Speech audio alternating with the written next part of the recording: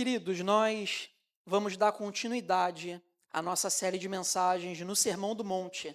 Amém? E eu vou convidar os irmãos a abrirem comigo no Evangelho de Mateus, capítulo 7, e fazermos a leitura a partir do verso 7. Mateus 7, verso 7.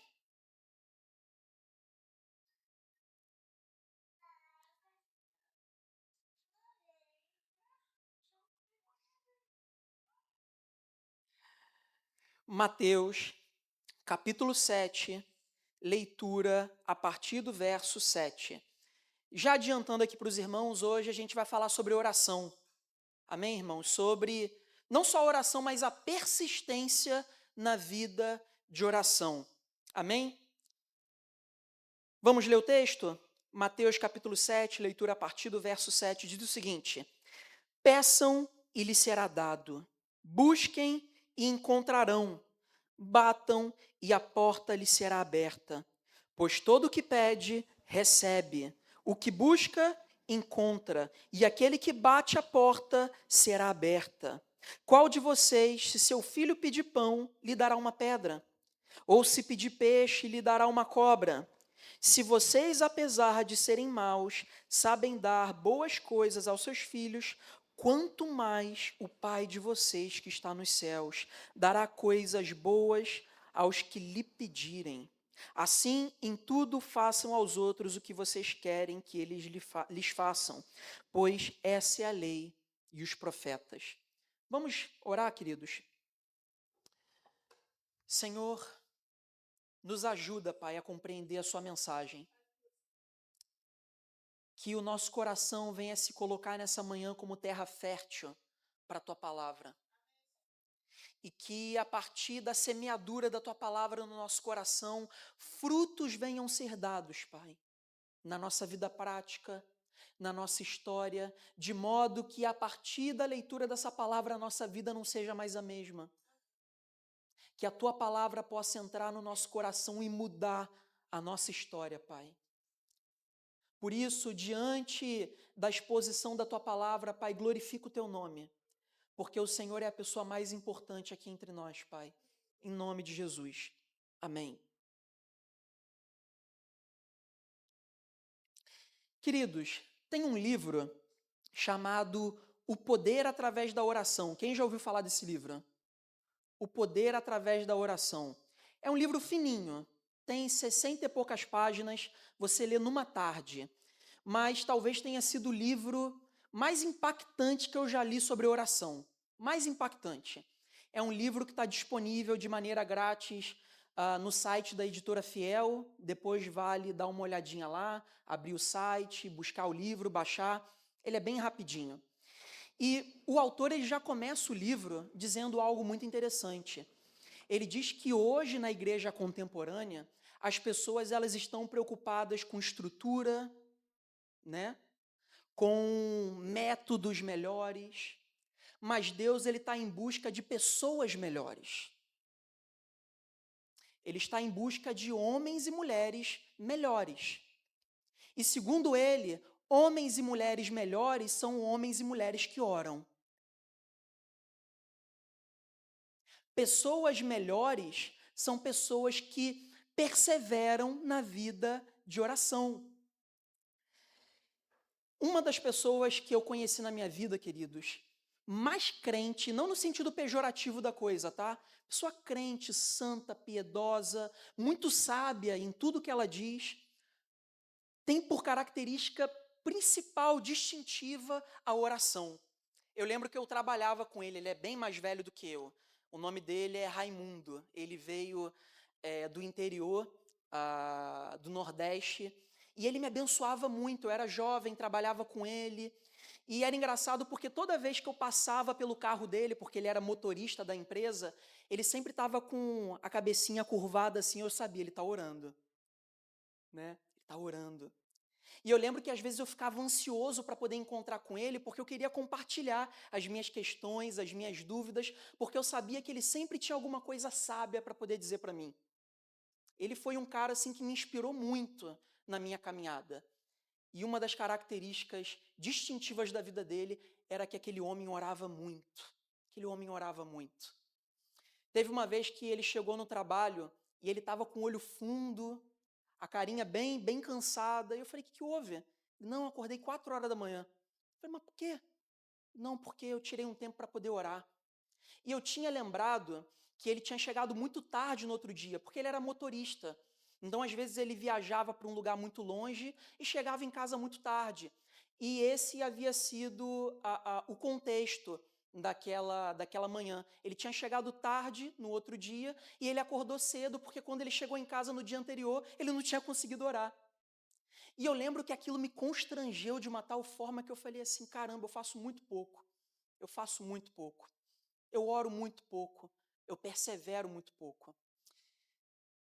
E é sobre isso que Jesus está falando aqui nesse texto. Ele está falando sobre a característica do cristão de orar. E não só de orar, mas de buscar, de bater a porta, de insistir, de persistir. Esse é o caráter da igreja quando ela ora. Ou pelo menos deve ser o caráter da igreja. Deve ser o caráter da igreja.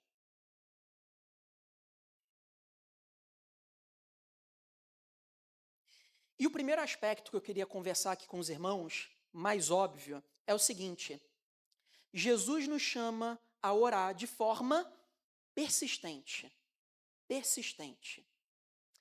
Notem que quando Jesus ele fala aqui, ele fala estabelecendo uma espécie de progressão, né? Ou seja, você não pede somente, você busca. E não é só que você busca, você persiste, você bate a porta. Essa é a característica da vida que a gente tem que ter com Deus. A gente pede, a gente busca e a gente persiste, a gente bate a porta até que o rei, que também é o nosso pai, abra a porta. E é interessante porque, comentando esse texto, João Calvino ele fala algo muito interessante. Ele fala assim, olha, Deus em Cristo Jesus nos dá todas as coisas que precisamos, gratuitamente. Então, por que Deus nos orienta, que o Filho nos orienta a persistir, a orar, a buscar, a bater a porta até que o rei abra a porta? João Calvino ele responde dizendo que ele faz isso de forma pedagógica para fortalecer a fé da igreja. Para compreender que toda dádiva vem de Deus e, portanto, devemos pedir a Deus. Isso fortalece a fé da igreja. Porque nós podemos compreender racionalmente que Deus ele nos abençoa. Mas também nós precisamos compreender que Deus ele nos abençoa e que ele ouve a nossa oração no nosso coração. Porque nenhuma crença, queridos, é forte o suficiente até que ela impacte a nossa vida. Nenhuma fé é forte o suficiente até que ela impacte as nossas ações. Se as nossas ações e a nossa prática não têm sido impactadas, é porque a nossa crença tem sido fraca. É porque a nossa fé tem sido fraca. Se nós cremos que Deus nos abençoa, mas isso não nos leva a ficar prostrados de joelho, certos de que é Deus que nos abençoa, então a nossa fé tem sido fraca, queridos. A nossa fé tem sido fraca. É interessante que nessa progressão que Jesus ele estabelece aqui, ele fala sobre pedido. O que é pedir? Pedir é você se colocar na presença de um Deus que é detentor de todas as coisas, que é poderoso diante de todas as coisas, e humildemente a gente chega diante desse Deus e fala, Senhor, me abençoa. Você pede. Ou seja, é um ato de reverência, um ato de submissão e a ideia de que nós necessitamos de Deus. Mas quando ele fala de busca, ele está falando de um pedido ativo. Ou seja, eu não peço somente. A minha vida, de uma forma geral, ela implica numa realidade que tem a ver com esse pedido. Ou seja, eu não chego na presença de Deus somente e peço, Senhor, me dá sabedoria. Mas eu busco essa sabedoria. Eu medito na lei de dia e de noite. Eu persevero na vida da igreja porque eu sei que na vida da igreja eu vou ser abençoado. E é por intermédio dessa busca, batendo a porta de Deus, que eu me torno sábio. Não adianta, queridos, nós chegarmos diante de Deus e pedirmos: Senhor, me livra do mal. Mas isso não implica numa busca ativa de se livrar de um caminho irresponsável. Não adianta pedir para o Senhor nos livrar do mal se a gente não tem uma vida diligente, cuidadosa, vigilante. Ou seja, o que Jesus está nos convidando a fazer? A buscar o Senhor em oração de maneira integral, ativa. Não adianta nós orarmos e pedirmos: Senhor, me faz passar na universidade. E a gente não busca por isso, e a gente não estuda, e a gente não se dedica, e a gente não faz a nossa parte. E isso implica em tudo o que pedimos a Deus. Porque Jesus está falando aqui de uma entrega completa das nossas vidas. Uma entrega completa.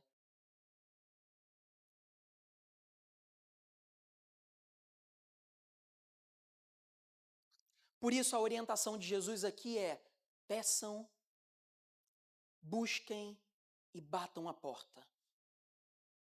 Jesus está chamando a igreja do Barreto a orar como nunca orou antes.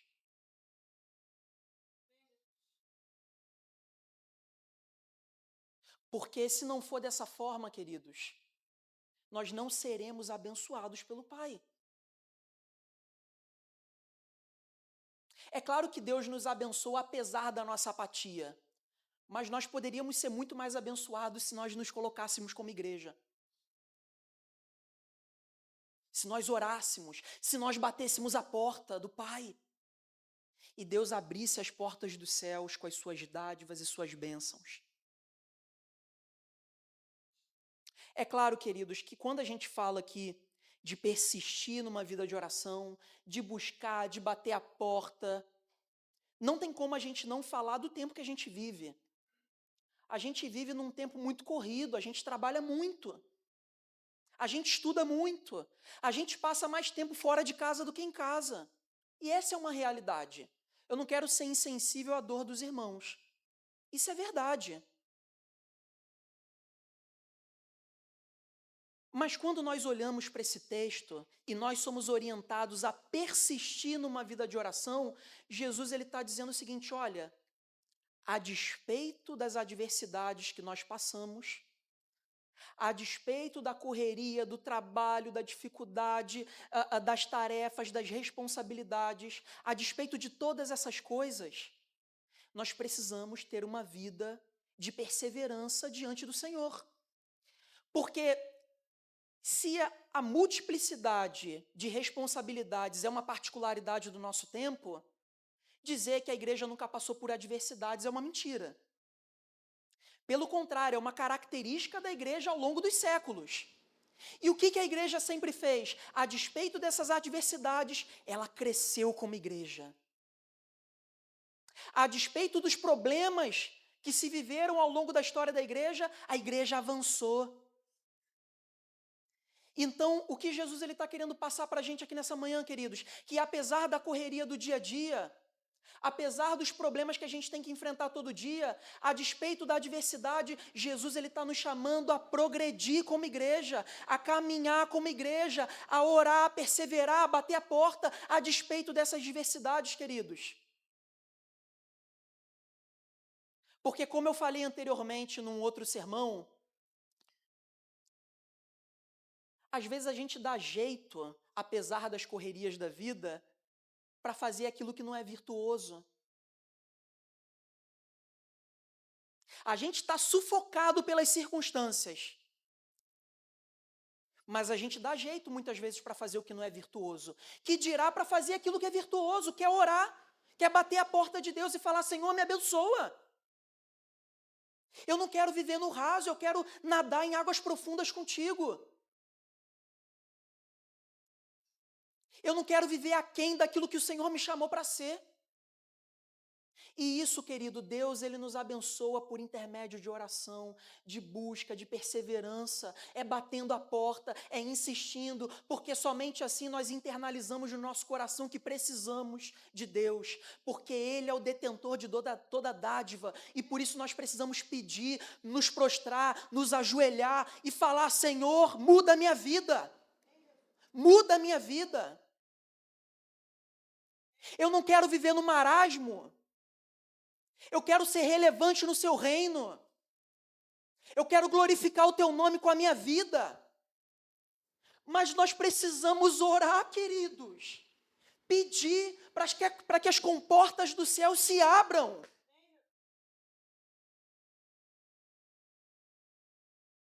Persista, persista. Não esmoreça. Persista. Ore. Busque.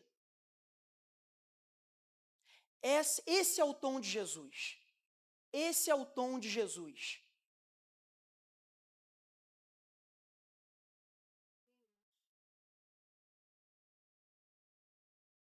Em segundo lugar, queridos, nós também aprendemos que Jesus nos chama a orar certos de que nós seremos respondidos. Jesus nos chama a orar certos de que seremos respondidos. Ou seja, queridos, diante dos nossos pedidos, diante da busca, diante da perseverança, nós temos a certeza de que seremos atendidos. Essa é uma máxima do reino de Deus. Esse é um princípio divino.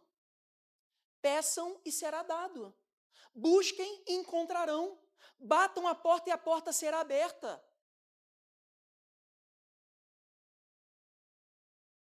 Essa é uma máxima do reino de Deus. Como eu falei aqui anteriormente, queridos, a igreja não vive de forma satisfatória e plena diante do Senhor, senão pedir, porque é somente quando pedimos que Ele nos atende. E nós podemos ter a certeza de que Ele nos atende.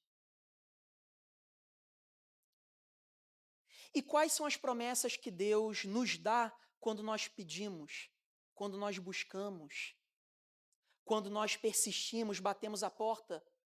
Qual é o nosso alvo? Qual é a promessa de fazer isso? O que a gente recebe quando a gente pede?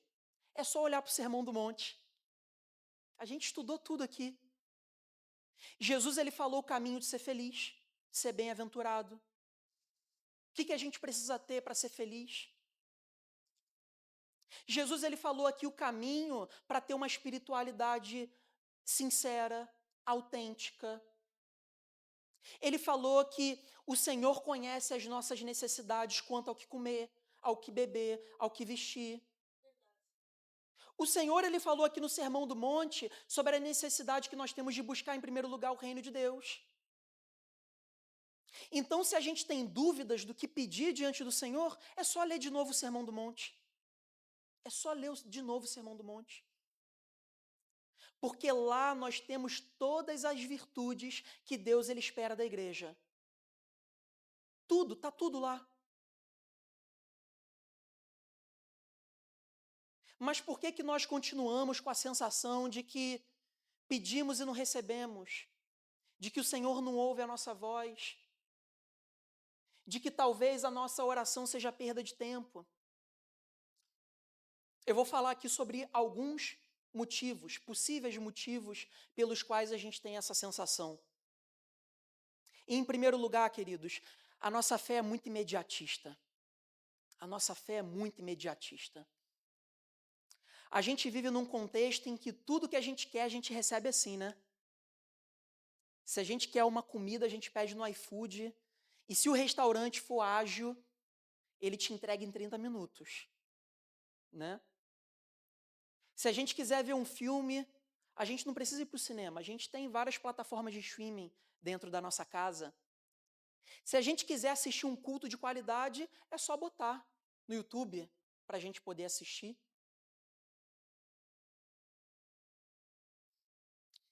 E a impressão que dá, queridos, é que Isso gera na sociedade uma ideia de que tudo que a gente quer tem que ser instantâneo, tem que ser rápido. E a gente está deixando de valorizar os processos da vida, que muitas vezes são árduos, são difíceis. E por isso, os relacionamentos que a gente tem estabelecido na sociedade são relacionamentos superficiais, não são relacionamentos profundos. Mas o Senhor nos chama a ter uma relação com Ele profunda.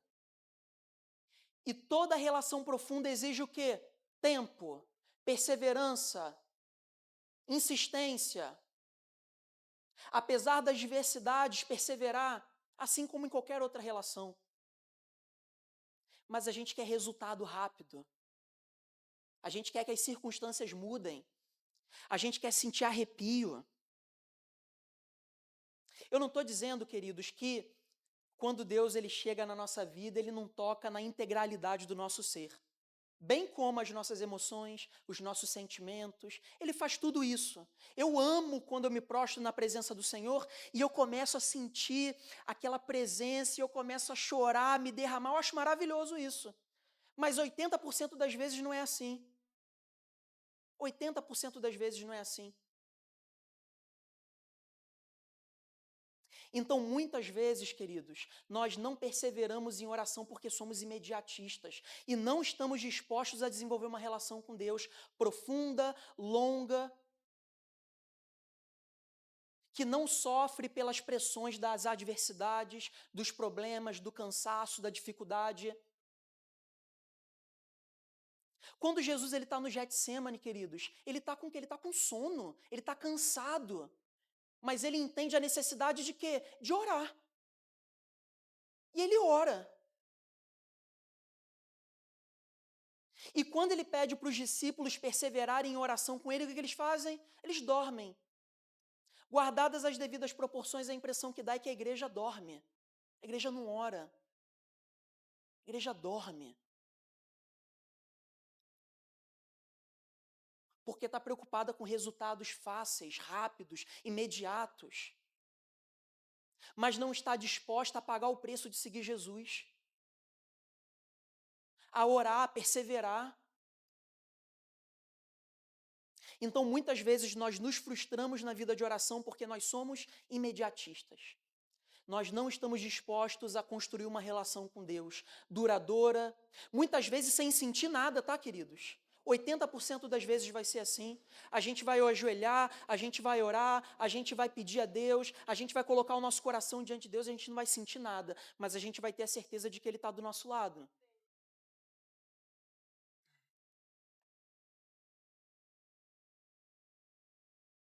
Um segundo motivo pelo qual nós não perseveramos na vida de oração é porque nós projetamos para Deus promessas que nunca foram dele.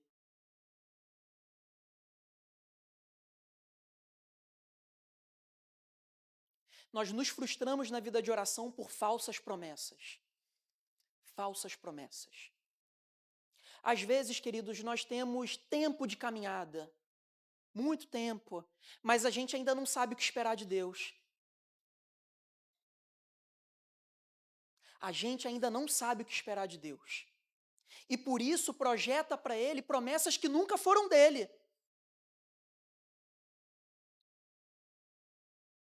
E qual é a melhor forma de nós compreendermos promessas que não pertencem a Deus? Em primeiro lugar, o que Tiago lhe fala na sua carta?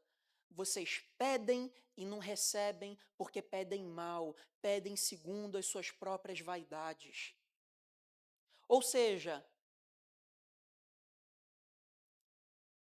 para centralizarmos os nossos pedidos, as nossas orações de forma aceitável diante de Deus, em primeiro lugar, os nossos pedidos precisam contemplar a glória de Deus. Os nossos pedidos precisam contemplar a promoção do Evangelho. Os nossos pedidos precisam contemplar o bem-estar da nossa casa. O nosso próprio bem-estar não tem problema. Mas a gente deve abolir das nossas orações a vaidade, o egocentrismo.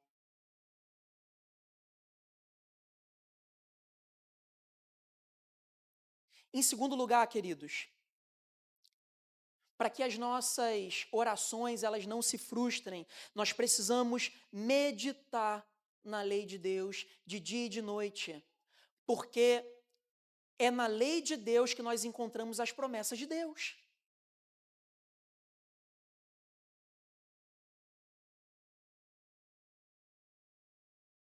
É na palavra de Deus que nós aprendemos que nós podemos nos achegar no trono de Deus com ousadia, com intrepidez, certos de que a gente encontra graça em tempo oportuno. É só lendo a Bíblia. É só lendo a Bíblia que nós compreendemos que nenhuma tentação nos sobreveio de forma tão pesada que a gente não consegue suportar. E por isso nós podemos vencer a tentação diante do Senhor. Mas isso é uma promessa que está na Escritura. Se a gente meditar, a gente não sabe. É na Sagrada Escritura que nós aprendemos a ser bem-aventurados no Senhor. A entender que ser bem-aventurado é ser pobre de espírito. É ser consolado quando a gente chora. É ter fome e sede de justiça. É lá que a gente aprende as promessas de Deus. É na Escritura que a gente aprende que quando a gente pede sabedoria do alto, o Senhor nos dá de bom grado. Agora, se nós não meditarmos nas Escrituras, nós não vamos saber o que esperar do Senhor. E nós vamos começar a chamar de promessas aquilo que Deus nunca falou. É na Sagrada Escritura que a gente aprende a pedir o pão nosso de cada dia. É uma promessa, queridos. Uma coisa que a gente precisa compreender é que a palavra de Deus não tem sombra de variação. Se Ele promete, Ele cumpre. E a igreja tem que crer nisso, tem que orar, tem que pedir. Amém.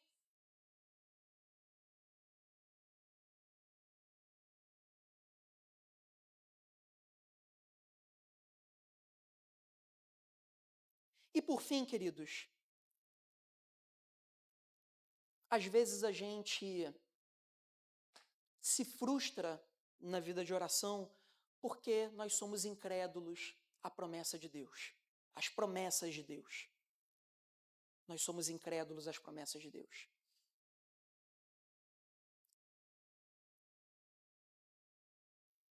Às vezes, queridos, como eu falei aqui anteriormente, nós não conseguimos dimensionar, nós não conseguimos ter a noção profunda do que significa ouvir de Deus uma promessa. A gente não tem essa dimensão. Mas se a gente tivesse, a gente não duvidava, porque é Deus que está falando. É Deus que está dizendo. Se Deus cuida, Ele cuida. Se Deus diz que apesar das adversidades, Ele vai te fortalecer porque você pode todas as coisas, independente das circunstâncias, então Ele vai te fortalecer para isso. Isso é promessa. Isso é uma promessa de Deus para a vida da igreja, que nós não nos apropriamos, porque somos incrédulos. Porque somos incrédulos. E é somente quando nós perseveramos numa vida de oração, oramos, buscamos, batemos a porta, que o Senhor nos concede essa fé que tanto a gente precisa. Mas nós precisamos bater a porta, insistir, perseverar. Porque do contrário, nenhuma boa dádiva do céu vai ser dada à igreja. Na verdade, o Senhor dá, como eu falei anteriormente, apesar da nossa apatia. Mas a gente vai andar aquém daquilo que o Senhor espera.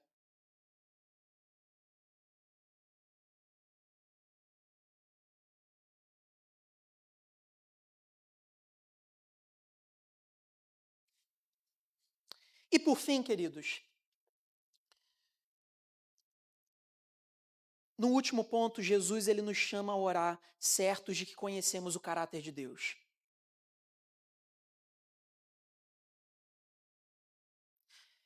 Nós precisamos saber o que esperar de Deus quanto às suas promessas, e nós precisamos saber o que esperar de Deus quanto ao seu caráter.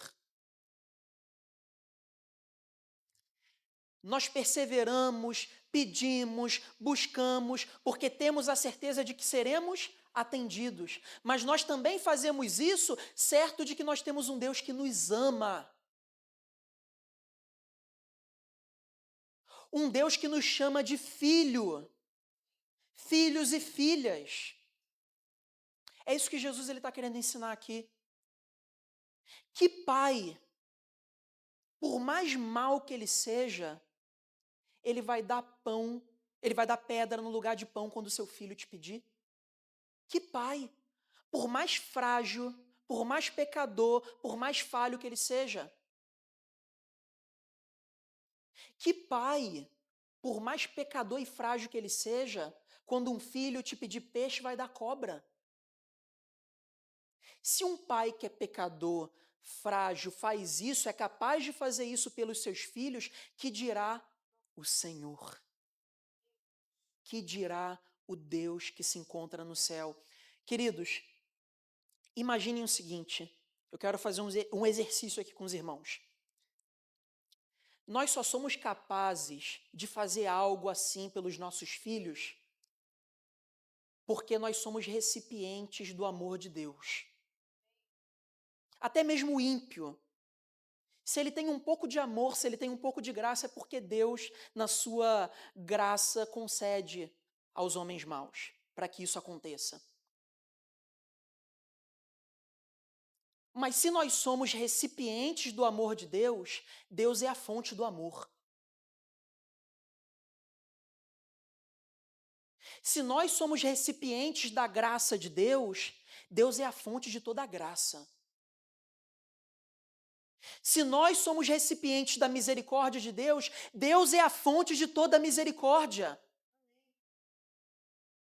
Se Deus é a fonte do amor, queridos, não há sombra de variação no amor de Deus. Porque essencialmente Ele é amor. Essencialmente Ele é gracioso. Ele é misericordioso.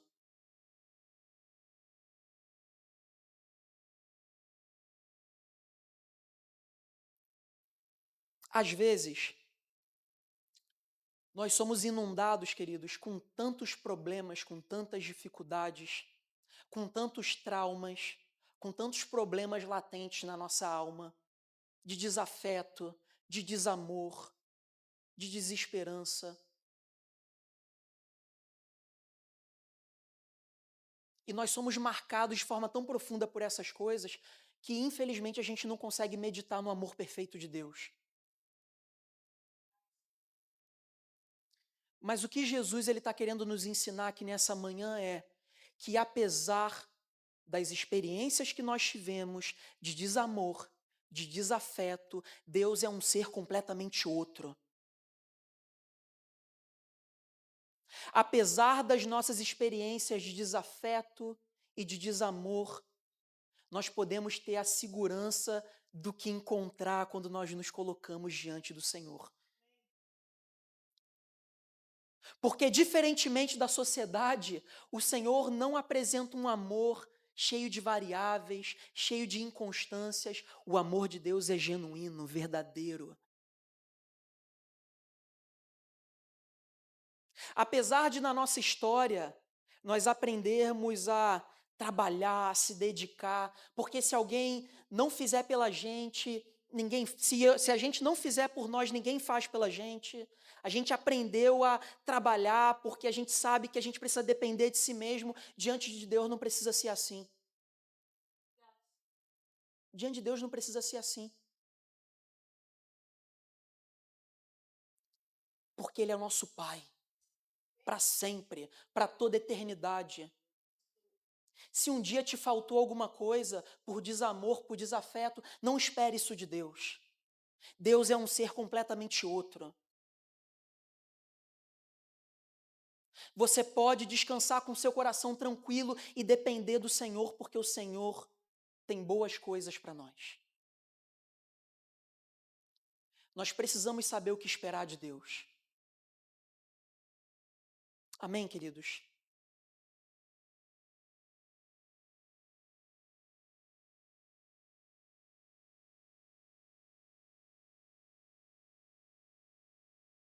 Por isso, se em algum momento você se sentir ansioso,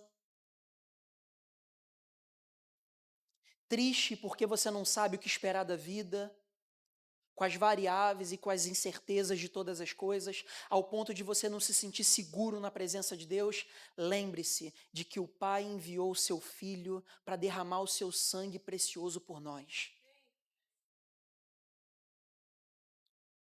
Lembre-se que ele enviou o seu Filho e na cruz do Calvário ele foi rasgado por nossa causa. Nós podemos descansar na nossa ansiedade, nas nossas dificuldades, quando nós olhamos para a cruz, porque na cruz nós dimensionamos o tamanho do amor de Deus por nós. Na cruz de Cristo nós dimensionamos o que Deus ele fez, até onde ele foi para poder salvar a igreja. Então, diante da cruz de Cristo, não existe espaço para nenhuma incerteza, porque nós conseguimos ter a plena convicção de até onde Cristo foi para poder nos salvar. Amém, queridos?